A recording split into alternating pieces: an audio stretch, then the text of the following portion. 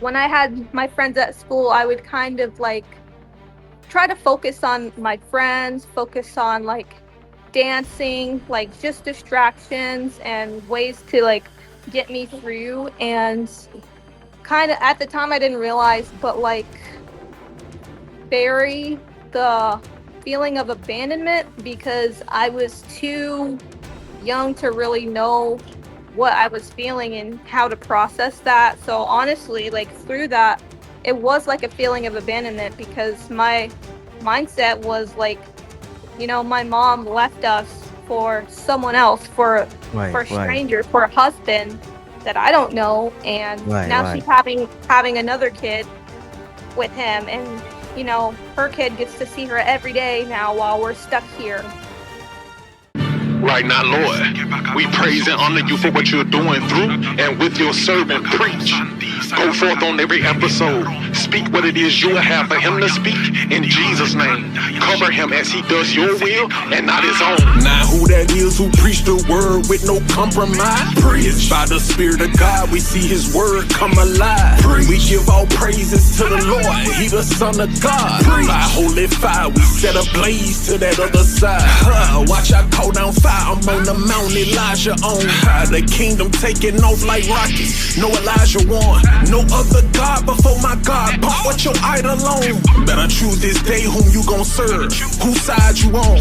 We applying pressure for your soul. You either hot or cold. And if you choose to preach this word, just know that you gotta be bold. So many chose to deny Christ over silver and gold. You gotta study this word for yourself. Can't go off what you're told. So many blinded by the lies that the enemy told, and not acknowledging God in nothing. They done gone wrong. Plant the seed and watch he water it, and next it'll grow. But that's only if they abide by it. If not, then they toast. And you gotta think, bro. Hey, this is not no regular podcast. You feel me? Like all who God has assigned to you, they coming. You feel me? All eyes and ears, they coming for conviction, for correction, to hear what thus says the Lord. Straight up. Now who that is who preached the word with no compromise? Preach. By the Spirit of God, we see his word come alive. Preach. We give all praises to the Lord. He the Son of God. Preach. By holy fire, we set a blaze to that other side.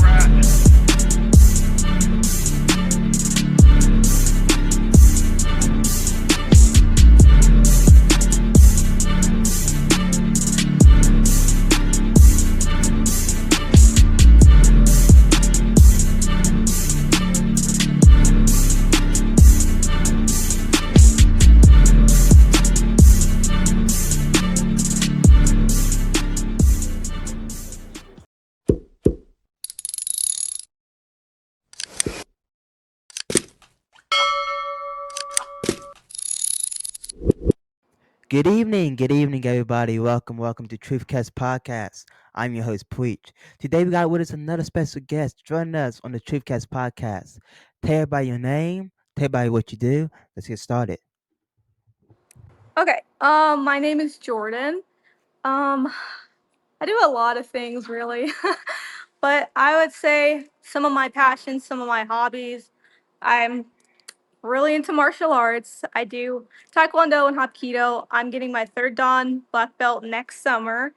So I spend a lot of the time in the dojo instructing adult classes while helping, and the kids classes as well. So as far as like how I make money, I work at Amazon part time, and then I have part time online business so that it lets me have more flexibility with doing things I actually love, like Right. being in the dojo and really growing in the Lord, being able to travel places because I love to travel. I'm here in Mexico right now, actually. So the time here is a little different than Eastern Standard Time. So I was an hour off. So I was just making sure I was here on time. But yeah, I love to travel. Um, I'm just wanting to evangelize wherever I go. And I have so many just interests outside of that where I feel like it makes me be able to relate to people and connect to people really well, which is really a blessing. I like art, I like dancing, I like martial arts, like so many things that I enjoy doing. But overall, I love the Lord, I love Jesus, and He's really brought me so far from where I was when I was young. Well, I still am young, but really far from when I was just a kid to where I am Right. now. I'm Mhm. only 20 now, but I'm going to be 21 on the 21st of this month, June. So I'm just really blessed to be here and be able to share my testimony on here. So yeah. For real, for real, for real. Yeah, let's just dive into it. I always state, like everybody have a testimony that somebody need to hear. Because not only from all the different testimony that I have on my podcast and had on my podcast, um, you know, I always say like maybe this the one that whoever gonna watch it, they might need to hear about this story, hear somebody that went through this or that had this this struggle or this whatever the case might be they went through. So tell everybody, who was Jordan before Christ? What kind of background did you come from, and how did you come to Christ? Uh, it's a really long story. Go ahead, go Honestly, I ahead. think it starts back to all the way when I was 7 from what I can remember to now. So a good over a decade ago. But recently I realized that like not every testimony includes trauma, which was something that I was still recently trying to grasp and understand. Right, That right. like a lot of Christians, like some don't have like trauma to share and they're really close to the Lord. So I'm wondering, how are you so close to the Lord, but like you're not telling me about any pain or anything. But sometimes people have testimonies that are just so simple Right, that are right. like I've always grew up in the church and in a believing family, so I've always known the Lord, and that's a beautiful thing too. It is. But also God makes beauty from the pain. So he grows us and teaches us through that, which is also still just as beautiful. But he can use any situation to make it a testimony, whether it's Right. something joyful or something that you learned through pain. God can still use anything to make a testimony. But mine, I would say, had a lot of pain in it. But at the same time, when I got older, the Lord showed me that there was so much beauty in it. Hmm. Um, Starting all the way back, I guess, when I was 7. Well, I grew up in a believing household. My mom's Christian. Hmm. My dad is Messianic. So there's different denominations of Jewish people. So there's Right. Orthodox, there's Messianic. As far as I know, that's the only two that I know. But we were in a Messianic household, so we still believed that Jesus was our Messiah. We just kept lots of Jewish tradition, pretty much to simplify that in short terms. Right, right. Um, and a lot of the holidays that they would celebrate, like in the Old Testament, such as Passover, Purim. We did those sorts of things, and we still believed Jesus was our Lord and Savior. Right, I right. can't really speak too much on Orthodox Jews because I am not one. I would I would answer to somebody saying I'm a Christian if they were asked, but I really don't like to categorize myself Me under either. a specific denomination or a specific religion because I don't really think it's about the religion. And growing up really taught me that. Um, Going to church and going to synagogue, church on Sunday, synagogue on Saturday, really showed me that Jesus is what really matters. Right, It's right. not about the religion. So it still at the same time was kind of hard to explain to people because, a lot of them would think that I don't believe in Jesus as my Lord and Savior.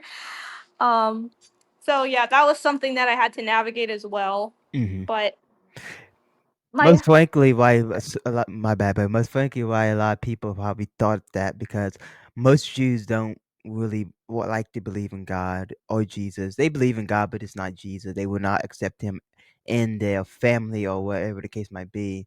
Um, and they just don't believe that he was the Messiah, especially if you practice Judaism. That's just one of those ones that they just don't believe in Jesus at all because they believe that they actually degrade him more than almost any religion that believe in God, that believe there is a God. They actually degrade Jesus and um diminish his godliness and his holiness, and not only his holiness, his how divine he was. They just can't wrap their head around it. Even for some Christians, it's very hard to explain about the Godhead, and I get that, but it's like some things is like, hey, is come to down to a certain amount of things. If what Jesus said is credible, and if he whatever he did, is it true? Now, once I find out the basics of what he did and what he came down here to do and what he stated, if it's true, then I can go on and see what else. Even though it might be complicated for my human mind to understand it, I'm still believing that it's true because he still did things that no man ever did. So, for instance, since he said if he raised from the dead, I don't care how perfect he was. If he did not raise from the dead, whatever he said in his teachings and his preaching was false. None of it was true. This is one thing that a lot of people need to understand. Now, if he did raise from the dead, whatever he did say doesn't only make it true, make it doesn't only make it true, but it make his godliness and what he's talking about his father and who he was and who and where he came from also true. So that's how I look at it basically. But yeah, go ahead. That's really true too. Um, I would say about at that time, like I knew about the Lord because of that. Like my parents have always taught me about Jesus and going to church and going to a messianic place that taught about Jesus as well. Right, Um, right. I kind of already, had a relationship to an extent with the Lord. Like I was still young, so I still didn't fully understand everything, but I knew the basic principles of the Right. Bible and who Jesus was and what salvation looked like and how to be saved. So Mm-hmm. I had already had a pretty close relationship with the Lord, but as I got older, I would say I kind of strayed away from a lot of because of a lot of life events that happened, but from the beginning point when I was 7, that's when my parents divorced. So that was pretty young. And at first, I was pretty fine with it because I didn't really think it would affect me too much. Like I understood what was going on. Like my mom was leaving my dad, and that's pretty much all I really needed to know that Yeah. young. Um, so we had left, and I was living with my mom a lot of the time at that point, and I was pretty happy. I was comfortable. Like My bad. Do you know to the me, she reason? was. My bad. My bad. Do you know the reason why she left right now? Or you still? Um, yeah, there were a lot of like I know now that I'm older. She had to explain everything to me. Um, but it was just a toxic relationship, and he did a lot of things that were not good. And I don't really want to get too into detail about that yet, but pretty much she needed to leave. And I was with my mom for most of the time at that point, so I was pretty comfortable. We moved in to an apartment with my grandma, and from there, we moved around like every couple years quite a lot, like still locally, like in the same school district. So I didn't really move schools or anything. It was just moving apartments a lot because she needed to afford rent. Like she's a single mom now at this point. So we Right. moved around apartments a lot. And that still didn't bother me because I was still same school with my friends, still got my own room and like just things a kid cares about, so I wasn't really too affected until um she wanted to move to a different school district when she met somebody else that she wanted to marry. So that's when things started to kind of shift, and that was, I guess I would say, the first trial that I went through in my life. That was like a really real kind of like test of my faith. Yeah. So I would say that point I was like 9 years old. So when she finally moved out of the school district, she met her next husband that she was gonna marry, and then they eventually had my brother a year later, my little brother. And when you move out of a school district and you have joint custody between parents, you kind of have to decide where you're going to go most of the time. If you're separated so far, you kind of have to pick a parent, which was the position that I was put into, which I didn't really want to do because all my friends were there at the school I was then, and I was comfortable. I didn't want to leave the familiar place that I was in all the time. But at the same time, I still wanted to be with my mom. Right, right, So right, that's where I was kind of torn. And overall, me and my sister had to make this decision. She's a year and a half older than me, and we both kind of decided the same thing, that we wanted to stay in our school district, but it was really hard because we still wanted to stay with our mom. So we ended up staying with our dad. Overall, it was not really a great experience. I wouldn't want to like talk down on my dad because he's um, done the best he could, and we've gotten closer since then, and our relationship has mended since then. So I don't want to like paint right. him as like a bad person or Yeah, anything. like paint him as a villain or something like in the story or whatnot. Yeah, because he was just trying the best he could. Like, some people don't love you in the way that you need, but he loved in the way that he knew how. Mhm. So I still acknowledge that he did love us and he did like care about us, but Right, right. sometimes it's not always in the way that you need. Exactly. Um, so yeah, we ended up staying with our dad as she moved to a different school district, pretty much like 45 minutes to an hour away, which was really hard. So it's not like we never got to see our mom, but that's kind of what it felt like. And like, she was pretty much to me the primary parent. So it's like a whole life shift happened after that.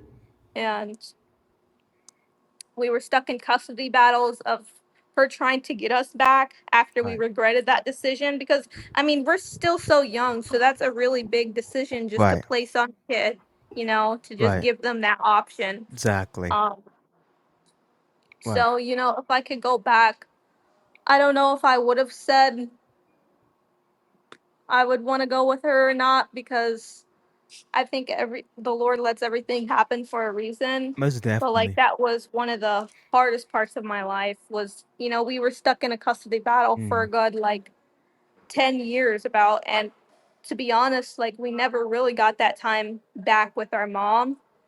I wouldn't say like spiritually the battle was lost, because the Lord did so many good things through the pain. Right, right. But yeah, the court never really gave us that time back with our mom. And so that Mhm. really kind of made me drift away a little bit. Like, I still was holding on to this hope, but like, I had a lot of moments of doubts. And so when I had my friends at school, I would kind of like try to focus on my friends, focus on like dancing, like just distractions and ways to like get me through. And kind of at the time I didn't realize, but like, bury the feeling of abandonment, because I was too young to really know what I was feeling and how to process that. So honestly, like, through that, it was like a feeling of abandonment, because my mindset was like, my mom left us for someone else, Right, for a right. stranger, for a husband that I don't know, Right, and right. now she's having another kid with him. And her kid gets to see her every day now, while we're stuck here, while we're in this Yes. house that doesn't feel like home, and doing things like, I mean, it's not like cleaning is bad, but like, I felt like we had to do all the work that a mother should do. Like, we did all the cooking, we did all the cleaning, and like, kind of had to like just take her place, which what it felt like. um do all the chores, walk the dog every day. And we're like, at that point, only 7, 8 years old, doing all of that. So it felt like, Yeah. why would, she leave and for someone else? So that's kind of where a feeling of abandonment kind of came in. And I just used so many things to distract myself from that. And when I was younger, it was friends, it was dancing. And then as I got older into my teen years, I think it was boyfriends, Mm. that feeling of abandonment. And on my dad's side, like, I didn't feel like we were paid enough attention to either. That's like another thing that, made us feel like we don't want to be in that house, and just a lot of things. So, um, I think when I got older, like my first serious relationship, like I put so much of my attention into that, and always carried the fear of being abandoned. So I would pretty much in my relationships do whatever I could to please that person in the hopes that they won't leave you. Um so from there, my first serious relationship, I think I was like, that's when I got into high school. My freshman year was like my first serious one, and we dated for like about a year and a half, almost two Hmm. years. But I think it was a year and a half. And I'm not going to say his name, but I'll just say Sam. So we'll just call him Sam. So from there, I think I did a lot of things to like please him. And he, had his issues of his own. Like he went through Right, things as a child too that he brought into his relationship, and we're still so young. right, right. So when you both come into a relationship unhealed, then you're just gonna do more damage to each other. Exactly, So exactly. he had lots of sexual trauma from his past that he didn't resolve and heal from, that he brought into The relationship. um our relationship, and I had a lot of abandonment issues that I had brought into the relationship. So from there, he was pushing a lot to do sexual things I wasn't ready for and had Right, never done before or even thought of doing. right, right, And I brought in me wanting to please him all the time. right, right. So, I still had my morals and still was wanting to, you know, please God and And remember the word yeah, at the same and time. trying to do both things and trying to live two lives is just very hard to do and very impossible. But yeah, go ahead. Yeah. So, you know, I kept telling him, no, I don't want to do that kind of stuff. Right, right. But, as time went on, the longer we dated, he just kept pushing more and more. So I started giving in, and it started with little things like just kissing or hanging out, with just us cuddling and him touching. And then it went to more, as you probably would assume where this is going, Yeah, us yeah. doing it. And so from there, it's kind of like, after that, it felt like, I don't know what I just did. Like, I've been kind of running away from my feelings all these years, and now I did this. It felt like at that point I was too far gone for God Yeah. that I had, because I was still so young and like didn't know everything. Mhm.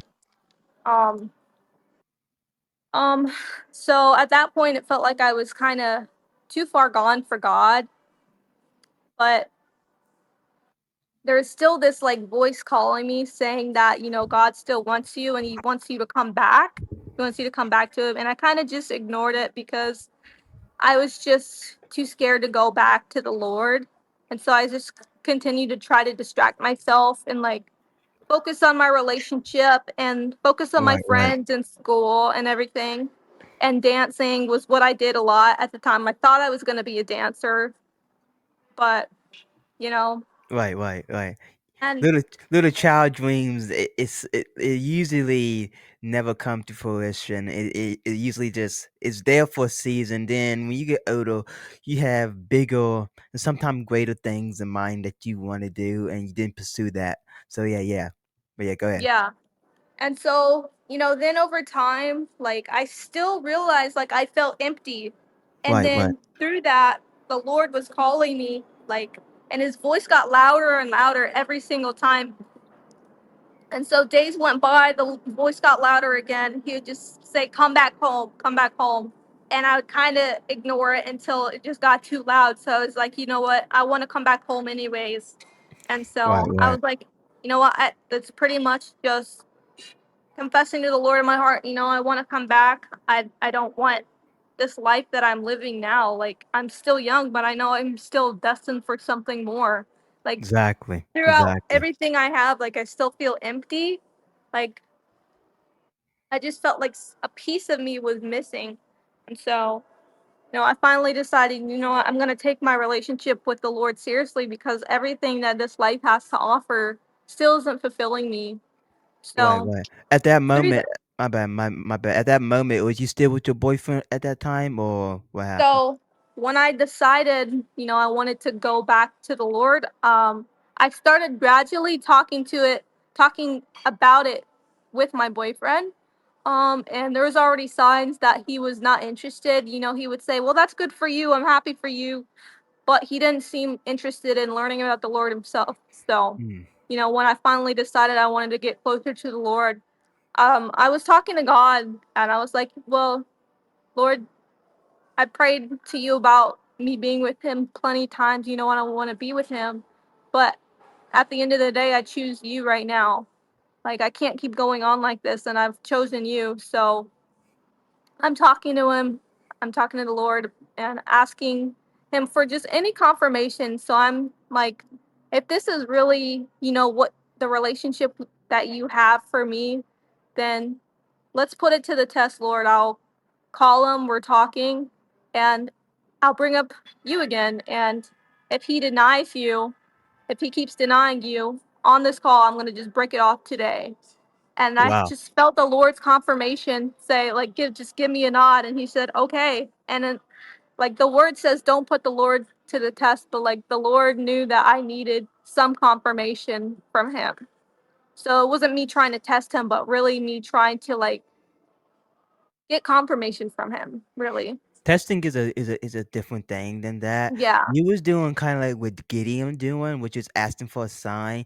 Testing is like, well, if God's will, then let him um bring a horse down here right here so I can believe in him. If God's Right. will, let me see lightning and let it create a letter inside the sky. If God's will, that's kind of like testing God. The signs tell him like, prove your power to me if you really dare.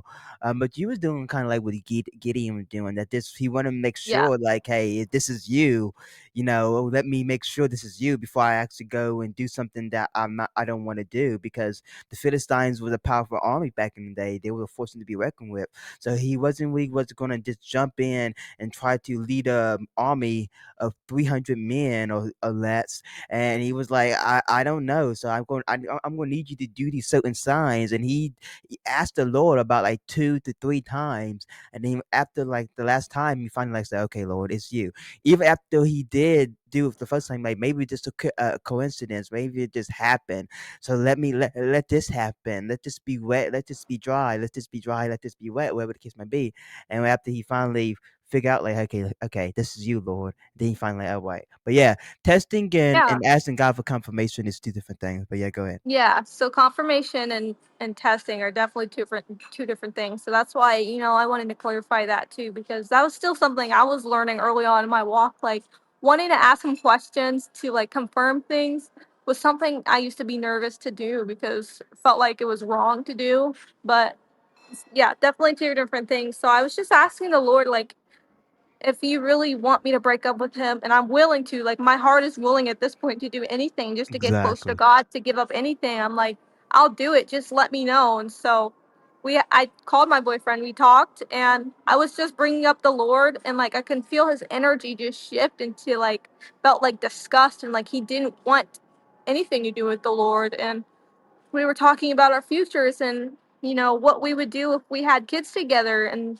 just their futures. And I was asking him, what if I wanted to take them to church and you don't? Like, how is that going to work? What if I want to go with you? And what if I want to pray over our food together and you don't want to do those sorts of things? I was like thinking about our future, and he was not on the same page at all. He was, pretty much saying, I'm not going to force him to go to church. Why would you force him to go to church? But not understanding that when a kid's so young, then you guide them in the way that they should go. And Exactly.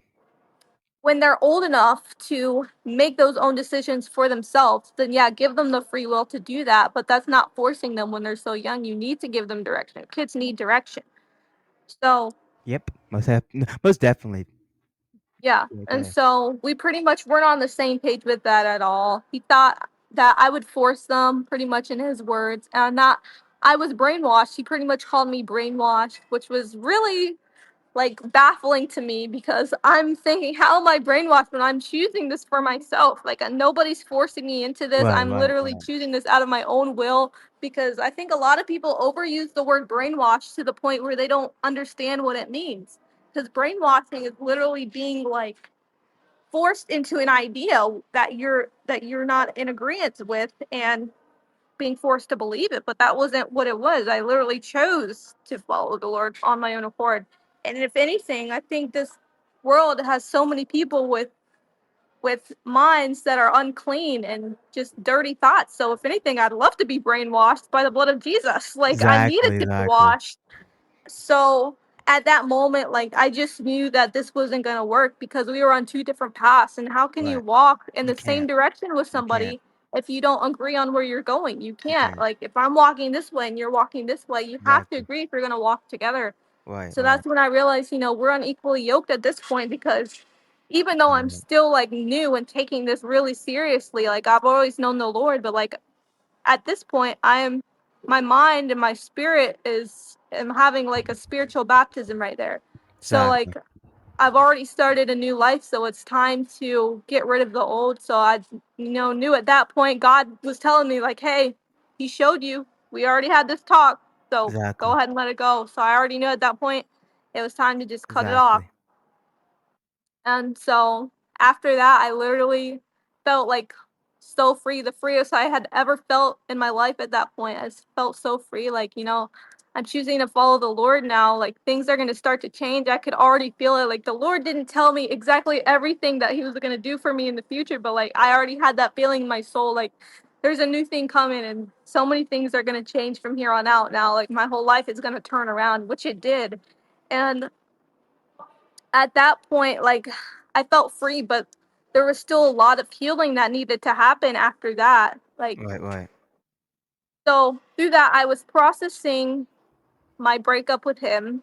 It took months and months of really healing from the heartache from that.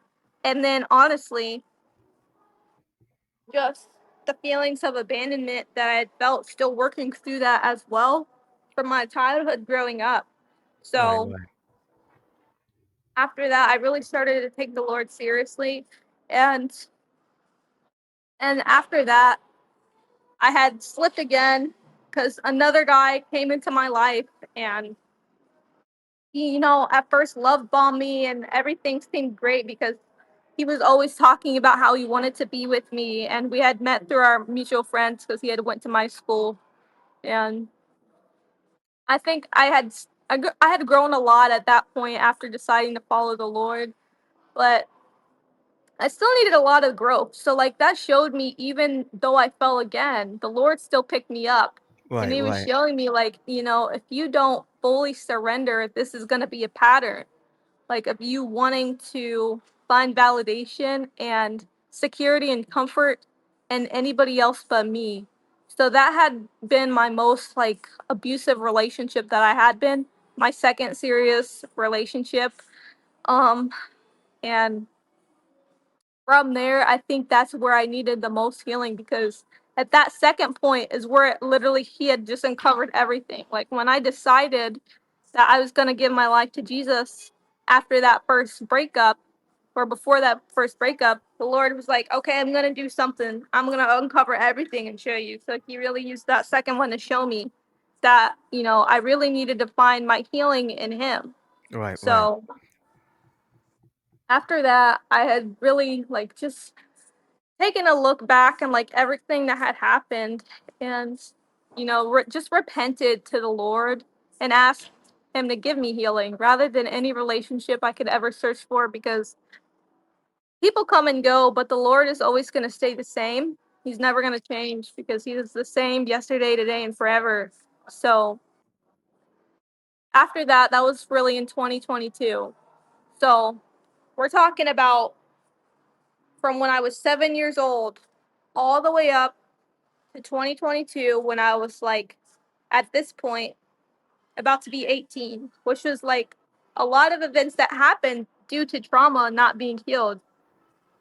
And so at that point, I finally was like, you know what, Lord, I give it all to you. I want to be rebaptized. Because Right, right. at 12 years old, I had gotten baptized before at a church we went to with my mom. And Mm-hmm. I really wanted to do it, but at the same time, I felt like there was a part of me that just did it, because I felt like that's just something that you had to do as a Christian. Like, nobody, I felt like nobody, I felt like nobody was going to really forced me or pressured me into it the first time, but it didn't feel authentic, and it didn't feel like a choice I was making from my own heart, Yeah, wanting yeah, to follow yeah, the yeah, yeah, Lord. yeah, yeah. I get what you're saying. Yeah. So the second time that I got baptized was after the second breakup, which was kind of ironic because two, but Right, I right. got rebaptized at the church I was going to, and I was kind of asking for confirmation before it happened. Like, Lord, am I even allowed to do that? Is that even a thing? Like, does the first one not count? Like, I was just asking him all these questions, and Yeah, well, I 'cause could that feel his that one confirmation that again. one save Like, always save just go thing is ahead and not do in the it. And Bible. But I yeah, go still ahead. wasn't sure. So a few days later, I saw, like, I could tell this was a sign from the Lord. There was a QR code. Mhm. Sorry, No, no, you good. No, good. No, I just there was stated a like QR code in my. my bad. No, I just Uh, stated what you said earlier. I said, yeah, that one save always save thing is not really something in the Bible. That's just something that man created. But yeah, go ahead. yeah. So there was a QR code in my bathroom, um, that said, "Scan this to fill out information to get baptized." And I'm like, okay, that cannot come out of nowhere. Like, that's literally nothing from my own works, but literally Exactly. something God put in my bathroom. Um, Right. and I'm like, there's literally no way, because I've never seen anything like that before. It was literally just in my Most bathroom, definitely. and so I Right. literally scanned it, and I was like, you know what? I'm gonna scan it. I gotta do this because this is confirmation right here. This couldn't have been me. So I Mm-mm. scanned it, and that following weekend I had gotten rebaptized, and everything changed from there.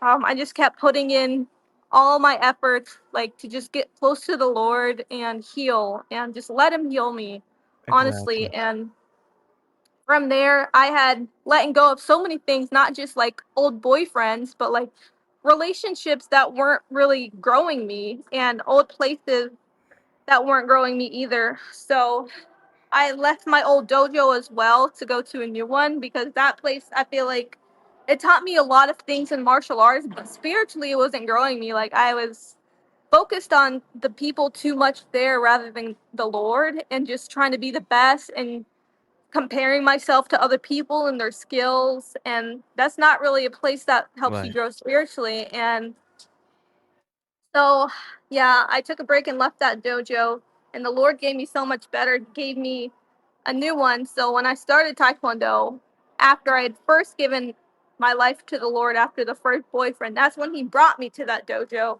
Mhm. to really get into martial arts in 2020, because nothing else was open. So through that, I had met a lot of people there, but it was only for a season. And so when I got rebaptized, that's when it was time to let everything go. And he gave Mhm. me so much better. He put me in a new dojo. He gave me a godly relationship, and Praise something God. that, like, I've always wanted, but like even better than I could have imagined, because Right, right. he's such a man of God, and he does so much for me. He serves so much, not just me, but the Lord first. And I see it Exactly. how he treats other people. He works in patient transport, praying over his patients, and serving in the church, doing construction. Exactly. You And want somebody he's that's just, solid for real. yeah, he's just such a man of God, such a, like, server. And we've grown so much together, and my, even down to my friend group, like, our friend group decided to, like, pretty much just let go of things that weren't helping our spiritual growth too. So half of our friend group kind of just fell off. Like, just we just let half of our friend group go, but God even built that up to be like a godly friend group too. So, Mhm. Most definitely. through letting that go, it showed me too that God, like, literally multiplies it. Like, when you sacrifice to the Lord, He'll give you even more, which is Right. a beautiful thing. So, yeah, I'm here now, and I've never thought that I would be with who I am now. I never thought that I would even be doing martial arts. I always thought I was going to be a dancer. I never would have thought I would have healed from, like, attachment issues, and just have whole different life than I have now. So it's Exactly. such a blessing, and there's so many other deeper parts of my testimony that ties into it, but I think that's the main bit of, like, the Lord just saved me when I fully gave it all to Him. He gives it back so much more. For real, for real. How are you balancing, you know, martial arts with your Christian life in a way, knowing I don't know if that one does, but like a lot of martial arts require meditation, all that stuff. So like, how are you doing that? Like, are you doing meditation, doing No. judo and martial art? All right. So why did you decide, hey, I'm not going to do this. I'm just going to just learn the skill and almost literally endure the pain in a way. Because that's literally what kind of what meditation is for. Is literally to. It's kind of like a antidote so you won't feel the pain that you put in your body through. Because martial arts is literally stretching your body in a way that you and pushing your body in a way that you never thought you could do before. It's literally using 100% of muscle, um everything. It's just everything there, and it's in strike and punch, whatever the case might be.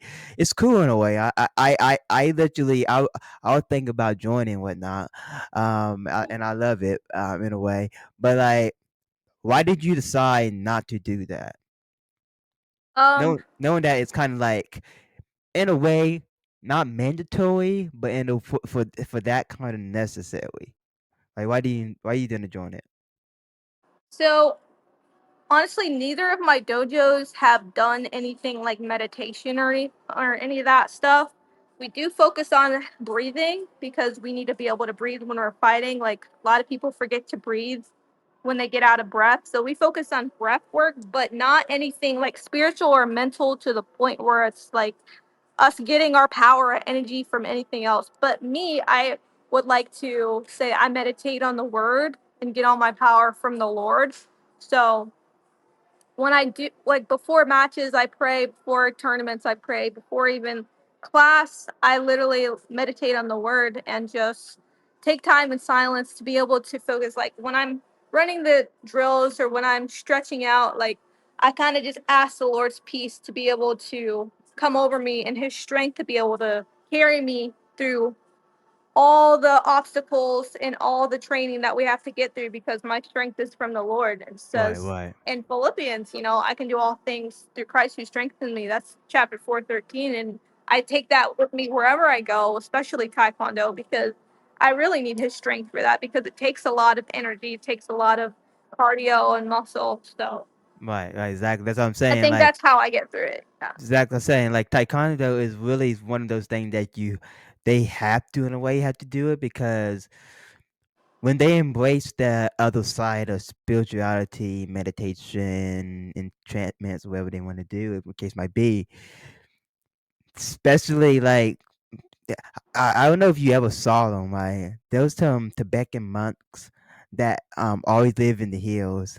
I forget where they at, whatnot, but they be doing some weird stuff. Like, you can tell like how demonic they truly, truly is. Like weird stuff. Like, they was on a he was literally, they had like a pole, right? And his back of his neck, he was holding his own weight just with the back of his neck of his bone. Wow. And he literally wasn't like not shaking or nothing. It was like still something underneath him and was holding them, but it was nothing holding them. And it was like, what in the world? And like they just be like, they literally, because they focus all their energy, all their time into that sports and that art and meditation and whatnot. That's all right. That's why I was curious. But for real though, what a testimony though, because like, dealing with all that, the enemy could have put you in a position where, or tried to lead you in a position where you literally was harboring unforgiveness, hate, spite, and having those things, right?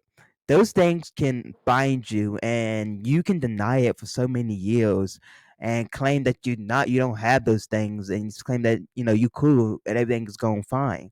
But the enemy knows how to try to trap, God's children in a way, especially if God's going to lead you for something great and mighty. He actually try his bestest to just hammer down his bestest to take you out then and there, before you even know what you are capable of and who you actually are supposed to come to be in a way, like who you supposed to be in a way. So he like before she know what God is actually leading her to, let me distract her, let me destroy her while I got a chance, let me break her, let me injure her, let me injure him, whatever the case might be. And that's what the enemy plans is. That's what he like to do, is to injure and destroy and disassemble his victims. But he doesn't like to do it quickly. He doesn't like to do it, fast. He like to take his time so you can feel every single thing. He like to strategize, because what he would do, he would offer you different things and put in front of your face. I always say the devil always have a door for anybody to walk in. It could be a door that all your dreams come true, a door will everything you've been looking for seem like it's going to be answered, a door that you've been, you just want to start fresh and anew, and he seemed like he will offer you these things, and he have some kind of trick on his sleeve. But as for then and there, that door seems solid, that door seems good. You like, okay, let me go in here, whatever the case might be. And whoever actually take his dumb deals is really crazy, you get what I'm saying? Because once he offer you that deal that he offer everybody in the course of their life, doesn't matter who it is, and doesn't matter how big he is. Everybody have that moment in life, really. Well, they have to choose who they're going to stand with, what side you're going to be, left or right, God or the devil, where you want to go in the afterlife, heaven or hell. That's just simply put. So he always offer you that thing that something that you make all your dreams come true. So most Christians, Yeah. you just have to understand. Most Christians need to understand, like, okay, yes, this seemed like it's going to be an easy way, but don't always take the easy way out. Sometimes you have to take the hard way, because the easy way is not always easy. There was this little, I think it was cartoon, could have been just like a story I heard once a time. I think I think it might have been a cartoon. It could have been a story as well. About the tortoise and the rabbit. You probably heard of it. Well, they was in the race. Well, rabbits is fast, right? So he was just saying, Yeah. oh, he's like, I don't really have to do nothing. This is a little slow turtle. Why in the world do I have to literally put all my 100% in this race? So as they were doing the race, he was halfway down before the turtle even got started. So he's like, let me go to hill, let me go to hill, let me fool around, let me actually have dinner, let me eat, let me talk to neighbors, let me talk to my friends. And as he was doing that, and long story short, the tortoise won because the guy had his eye off the ball. And when he thought he was winning, when he thought he was having the victory, he decided to fool around, and he decided to do what he wanted to do rather than keep his eyes on path. So many Christians like that. They think like, oh, let me take the easy way out. This way is easy, or this way doesn't. Or they say this is what everybody else is doing, and this is how other people's winning. It's like, just because this is how other people's winning and it's the wrong way how to do it, that don't mean it's the right way for you to do it. You know what I'm saying? So Yeah. a lot of people have to understand that as well.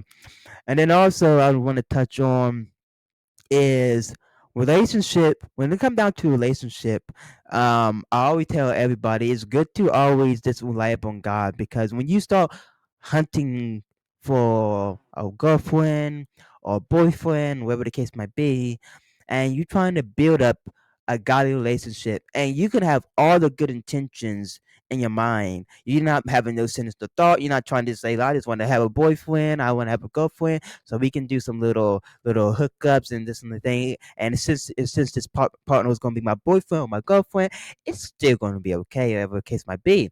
And you're not having that in your mind. You just want to have a boyfriend or girlfriend, and you just you see everybody else around you having it. Everybody having a boyfriend. People getting married that and everything, like, why? What is gonna be my chance? What is gonna be my turn? And a lot of people think like that. And once it happened like that, everybody starts saying, okay, let me go out there and let's start looking. And once you start looking, that's when you start making this bad decision. That's when you start making bad choices, and that's when you start going into things that you shouldn't actually went through if you actually depend on God.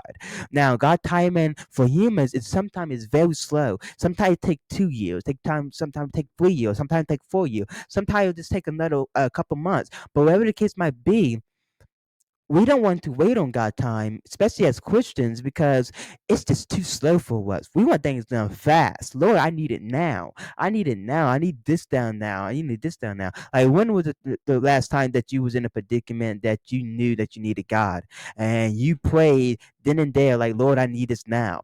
Rather than let your will be done, right? Nobody really say that, and then when they do say it, they don't really mean it, right? They don't really understand that concept of let your will be done.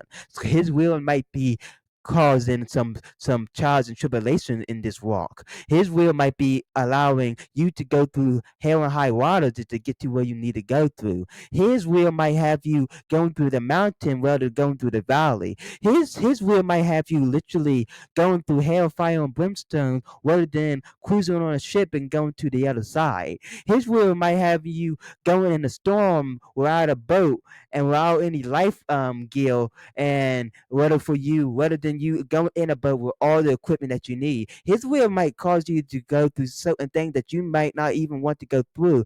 But everybody always say, Lord, let me your will not be done. As Jesus prayed in the garden, let your will be done, not my will. But nobody really understand the concept of letting his will be done, because his will is not our will, his thoughts not our thoughts, and his ways not our ways. That's what the Bible said. So having that concept as, okay, Lord, let your will be done. Now, when you do embrace the Lord, let your will be done, understand the concept of what that would mean. You need to be in a way and a chance to, like, hey, I'm going to be ready for what God want me to go through. That don't mean if it's hell or high water. That don't mean if I have to ditch the valley to go through up go up the mountain. That don't way I have to go through hell, fire, and brimstone rather than going through the cool breeze of summer. Whether do I have to go through these different trials? Whether than whether I have to suffer a little bit more than having a cool and peaceful transition, whatever the case might be. So having His will be done in your life. And I always say, imagine this. Um, when you literally jump ahead, and this is one thing that people gets got to understand. When you literally just jump ahead and say, hey, let me just marry this person, right? And as for a Christian, if you marry that person, you get divorced, you cannot get married again. That's biblical. That's biblical facts. It's against God's law. You literally cannot get married until that person literally dies, right? So if you literally marrying, you causing that other person to sin, and if that person get married when you get broke up, you see that person causes you to sin. So the problem There's is with a lot of also people. this Yeah, kind go of ahead. like off topic, but like there's also instances in the Bible where the word permisses divorce, and when it comes to adultery or sin in the relationship, there's parts of the Bible that says it's permissible for divorce and So things like stated that. stated stated stated in that, as Jesus once quoted, and I'm quoting right now. Moses Mhm. literally brought that laws because of your hard headedness. Moses brought that law because people didn't want to follow what God actually wanted to be. Because in the beginning it was not so. God made male and female, and He said, and I quote, you should leave your father and mother and cleave to your wife, and it should be one flesh. You can read, and I think it is um um it's in Luke. Go and read it. He literally said Mhm. it was never ever supposed to be like that in the beginning, but because Yeah. of your hard headedness, Moses literally said, "Okay, this is what you want to do." But since God literally came in here and down here in human flesh, sent the Son, whatever the case might be, it's not ever supposed to be like that, because like I said, in the beginning we never so anyways. Now, since we're not under the law no more, we under grace. So That doesn't mean, hey, the law doesn't apply. But some laws do not apply no more because God came to fulfill some laws and some prophecies. Most of the messianic prophecies and whatever the case might be, he fulfilled the messianic prophecies. But he came to fulfill some of these laws that come down here. But yeah, he's literally stated perfectly and clearly. As for a question, if you are literally, if you got married and got divorced and whatever the case might be, and you're not even supposed to get divorced unless somebody committed adultery, but still, he stated, still, like if the person cheated on you and they cheated on you with somebody else, then you can get divorced. But anything else, you're supposed to work it out. That's how it's supposed to go. But Right. stated. So, but if that happens, right? If this person committed adultery and cheating on you, you can get divorced. But it still have you in a bind because you cannot get married again. Because if you get married, you sinning because now you in adultery because that person is still your wife or your husband, according to God's law, not to American standard and law down here, but to God's law, and that's literally perfectly stated. But yeah, go ahead. Um, and Before I ask, before I ask you the next question.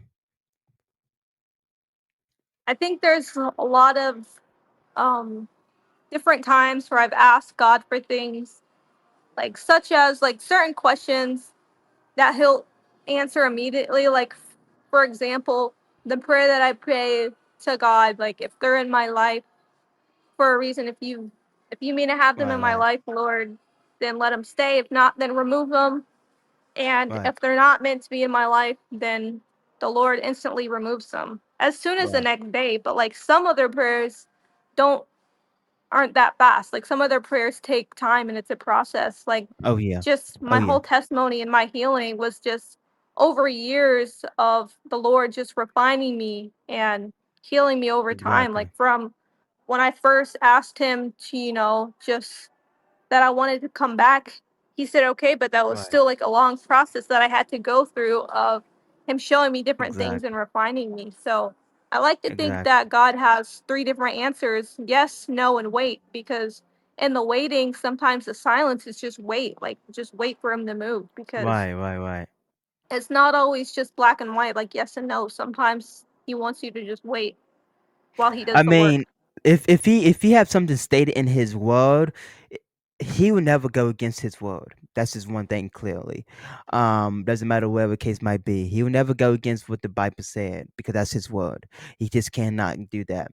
Now, for instance, if you said, "Oh, I heard a voice," and it contradict what the Bible said, I will perfectly and most 100% beg you to reconsider what voice you actually listen to right now.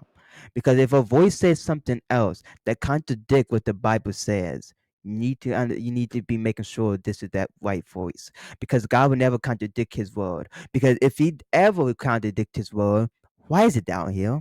If he already has second thing that he want to happen, or if it was just like, well, I had this down here, but I might change my mind when I feel need to. No, he have a specific rules that we have to follow, and if we don't follow it, we just won't make it into glory. Simply put, and it's not me just being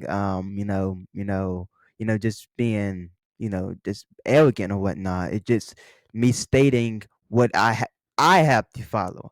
Even if, say for instance, if I'm not following everything, I would never make an excuse of, hey, I don't have to follow it just to make my sin more, livable for me to look at myself. No, if I'm doing something and I know it's a sin and I'm working on it and having God working on it, I'm never going to make an excuse of, hey, I'm doing this, but still, like, no. The same rules apply to me. You know what I'm saying? So yes, there's time that God wants you to wait. You're supposed to wait on the Lord. It's stated in the Bible. Number two, yes, you do need to wait for that confirmation of God to answer your prayer. If he haven't answered your prayer, it still mean wait. You get what I'm saying? In a way, Right. to me, I think it mean wait. Number three, if he said no, that mean don't do it. But a lot of people always say it's not black and white, but it's literally just right or left or wrong or right. That's literally what it is, good or evil. There's always two choices. It never really Yeah. an in between. You get what I'm saying? There's a lot of there's another person stated this on my podcast recently. He Right. In was that he was context, that stating that. there's good and evil, but I'm talking about with his responses when it comes to him answering you. It's not always just gonna be a yes or no. Sometimes No, he's yeah, just gonna yeah. have a way. He have Yeah. sometimes, yeah. A lot of time he gonna have you to wait. But like I said, that's why it's very good to key to read that word, because if, say for instance, because the enemy gonna try to trick you off as well. If you hear a voice down deep in your heart or whatnot, and you say, "Oh, is this your confirmation? Is this whatnot?" If it contradicts his word, you need to reevaluate what kind of voice are you listening to. Simply Right. put, you get what I'm saying? Yeah. Um, this is an episode, not an episode. This is a segment that I call the hot seat, where I will literally ask you about 1 to 2 questions that might be controversial or might be very hard to answer. But whatever the case might be, I really believe these questions need to be answered and they need to be asked. Um, Welcome Jordan to the hot seat.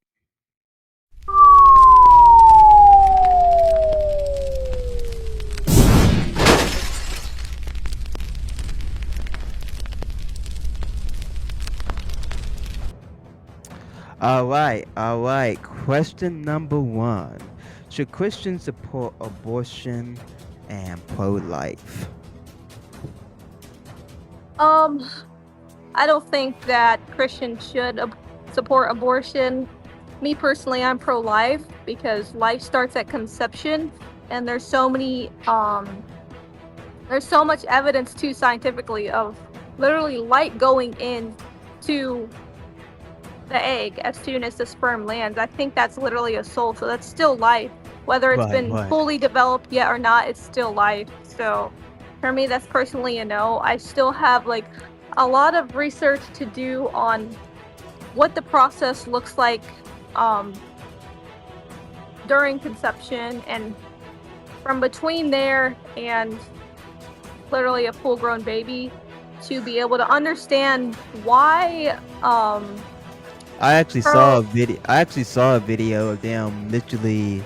He was like, I'll say, I don't want to exaggerate. I say about maybe 5 to 6 months old.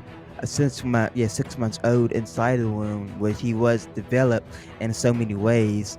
So what they would do, they literally stick up a tube. There's two ways. They either give you a pill where you take and dissolve the baby slowly, or either it's all the baby, meaning that means his bones and whatever the case might be, as he depends on how when you take it, or when you first know that you're pregnant, you take the pill, and it would destroy the sperm. Number two, they actually have the other one, that's when like the baby is literally that time, and it's time for it to deliver. What they would do, they will send like this hook inside of you. And what they would do is literally cut off every single piece of the baby. That means they would cut off the arm and then they would take it out. Then they cut off the legs because they cannot take the whole body out just as once, especially if you're aborting it. So they would literally dismember the baby's body and then put it on the table.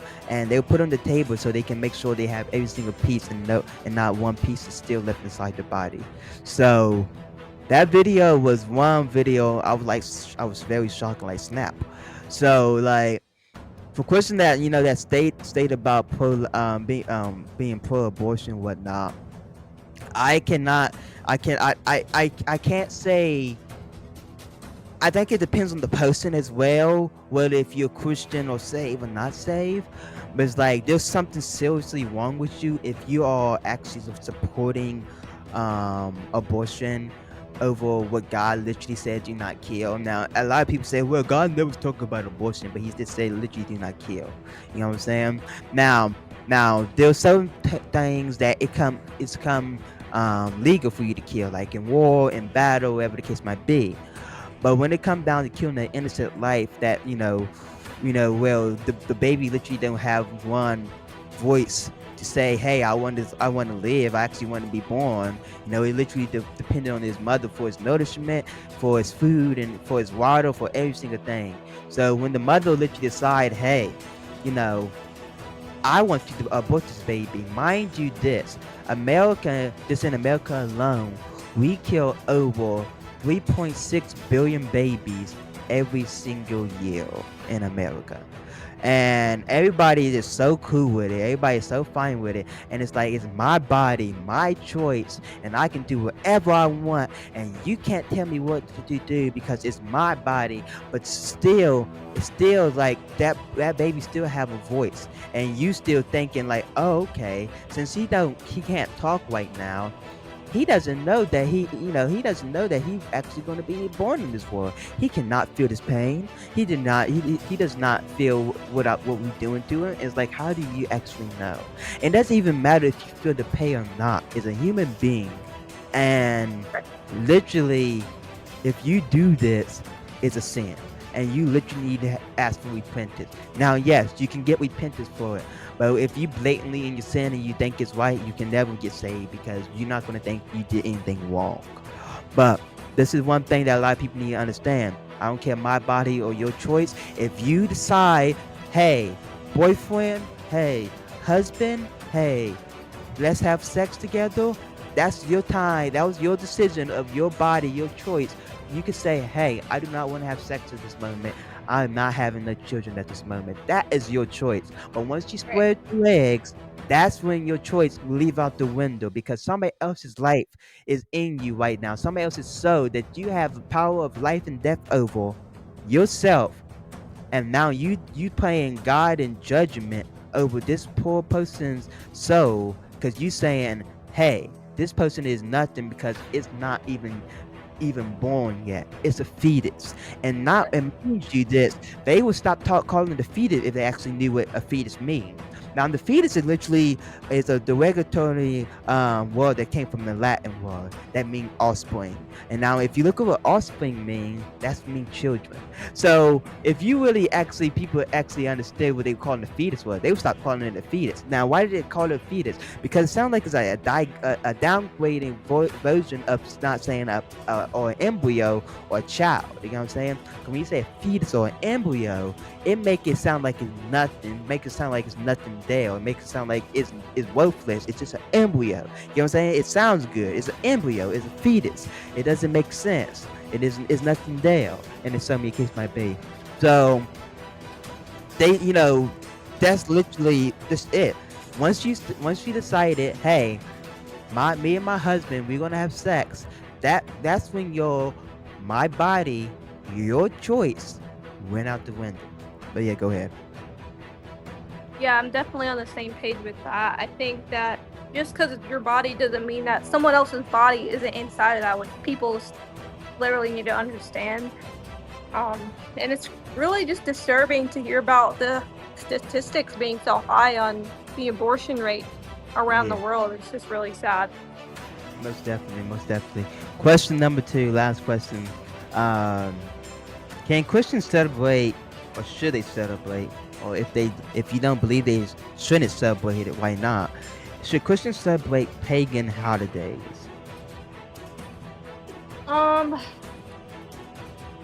For me, I don't know. I don't know how to answer that one because I think it depends on how you're celebrating it. If you're celebrating certain ones in a pagan way, like for instance, Halloween, I don't celebrate. I never have, because it's celebrating the dead. With Christmas, I don't put up the tree, but we still recognize the birth of Jesus, and we really recognize the heart of what about why Easter? We're celebrating it.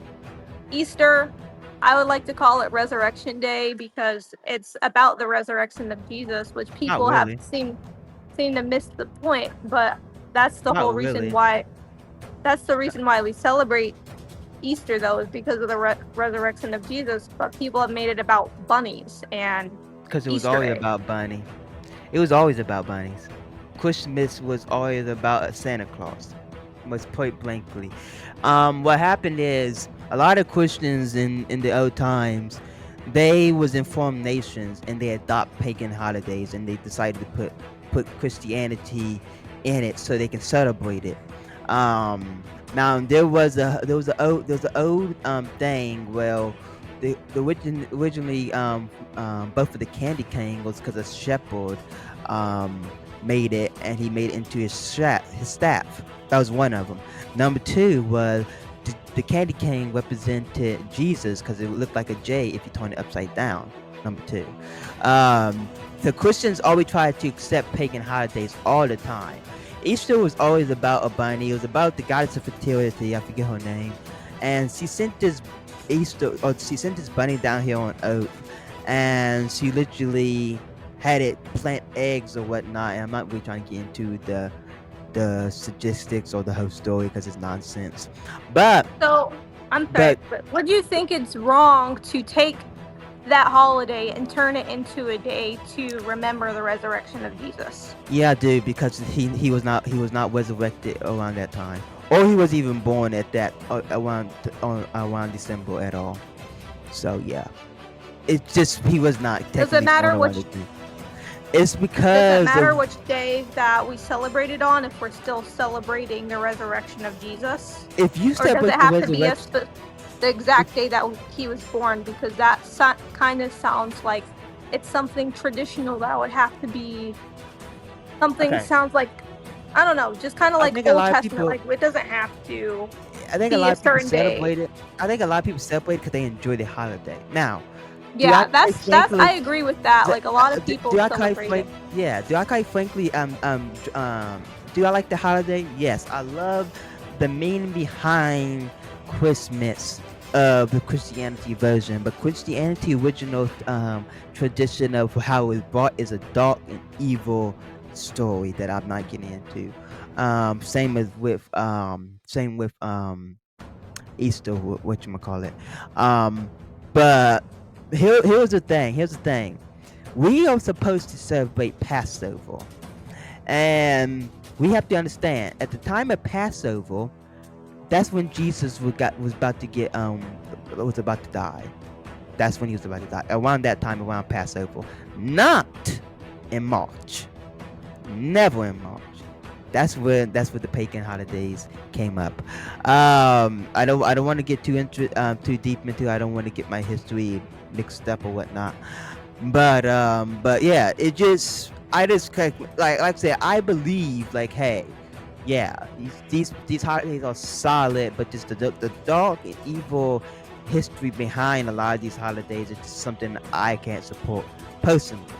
I like I said, it's a nice holiday to, I believe, like, help people, pass out things, giving or whatnot. But I don't think it's like for Christians that shouldn't just be one day. It should just be something that we do all the time, or whatever the case Right. might be. But yeah, that's why a lot of Jews don't celebrate Christmas, because Christmas is a pagan holiday, just a pagan holiday. Now, like I said, only why Jesus and Christmas got together is because the Christians that was in, with the Romans, with the Greeks, wherever the case might be, they lived with them, so they merged the holidays together and said, okay, let's celebrate Jesus on this day, or let's make Easter, which is supposed to be a day of fertility and fruits, that they sacrifice different fruit offerings to their fertility goddess, and they said let's make it about Jesus and about his resurrection. Because like I said, if you read in the Bible, after they had the Passover, Jesus literally went out and he got betrayed, and sooner rather than later, after like a day or so, he got crucified. So it's after Passover, Christians should be celebrating his birth and resurrection, not Easter. And that's just simply put. If, like I say, there's a lot of Christians think it's like, oh, this and that. Like I'm sure I'm gonna have a lot of people in my comments right now. They're gonna be like, oh my goodness, this and that. Like whatever, who cares? But like for real though, like I just believe like these pagan holidays are just like something. I don't know why Christian adopted it. It's nothing fun or good about it. And there was another story of how Christmas was created, and I won't get into that. There's so many of it, but none of them was about Jesus. None of them. Christians brought into that because they was with the pagans and they decided to merge holidays together. Simply put. Last question. Unless you got something to add on that one. No. Last question. This is a question that I asked everybody at the end of the podcast. For you, what does it mean to be a Christian? Um, I mean, there's so many things, but like to simplify, I would say accepting Jesus Christ as your Lord and Savior and really working to show your faith as well because faith and works go hand in hand. So, Exactly. honestly, having that faith, but expressing that faith through your actions and your love through your actions of how you live your life. All right, facts. Really, to be like Christ, be a Christian is just be like Christ. Once you understand and get the concept what Christ is like, you can always learn and you can always be like I always like to say. Once you understand the concept what Christ is like, you can finally be Christ like in so many ways. Because if you don't understand and realize and learn what's Christ's characters and characteristics, you will never understand the true meaning of being Christ-like. That's literally how it is. Um, Thank you everybody for joining me on the podcast. I hope you were blessed by a testimony. I hope you learned something about the insight that we brought you as well. Um, until next time, God bless you. See ya. Bye.